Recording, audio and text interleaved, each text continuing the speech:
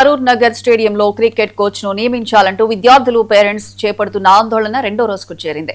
గత 3 నెలలుగా స్టేడియంలో క్రికెట్ కోచ్ లేకపోవడంతో విద్యార్థుల శిక్షణకు ఇబ్బందులు ఎదురవుతున్నాయని పేరెంట్స్ ఆవేదన వ్యక్తం చేశారు. అయితే పాత కోచ్ పై వచ్చిన ఆరోపణల నేపథ్యంలో ఆయనను మహబూబ్ నగర్ కు బదిలీ చేశామని, ప్రస్తుతం స్టేడియంలో సుమారు 30 మంది మాత్రమే శిక్షణ తీసుకుంటున్నారని డిస్ట్రిక్ట్ స్పోర్ట్స్ ఆఫీసర్ స్వర్ణలత తెలిపారు. ప్రస్తుతం సీనియర్ విద్యార్థితో ప్రాక్టీస్ నిర్వహిస్తున్నామని ఆమె వివరణ ఇచ్చారు. 3 నెలలుగా కోచ్ లేకపోవడంతో తమ శిక్షణకు తీవ్ర ఆటంకం కలుగుతోందని విద్యార్థులు తెలిపారు. ఉన్నతాధికారులు స్పందించి వెంటనే క్రికెట్ కోచ్ ను నియమించాలని విద్యార్థులు, తల్లిదండ్రులు డిమాండ్ చేశారు.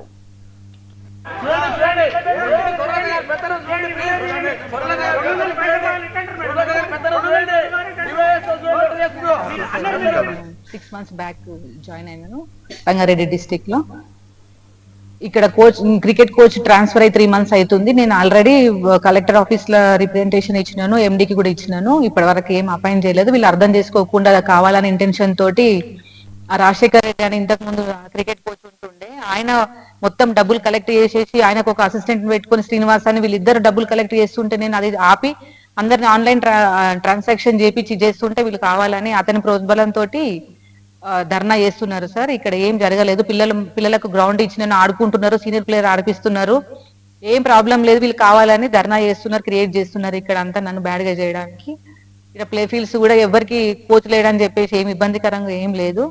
వీళ్ళు పొలిటికల్ లా ఇష్యూ చేద్దాం అనుకొని కూర్చొని ధర్నా చేస్తున్నారు అంతే. రాజశేఖర్ రెడ్డికి ఒక అసిస్టెంట్ కోచ్ ఉంటుండే శ్రీనివాస్ అని, అతను కూడా పేరెంట్స్ దగ్గర నుంచి ఇష్టం ఉన్నట్టు డబ్బులు కలెక్ట్ చేసేది. అది నా దృష్టిలోకి వచ్చి అతన్ని రానివ్వడం లేదు, కానీ వేరే ఇంటెన్షన్ ఏం లేదు.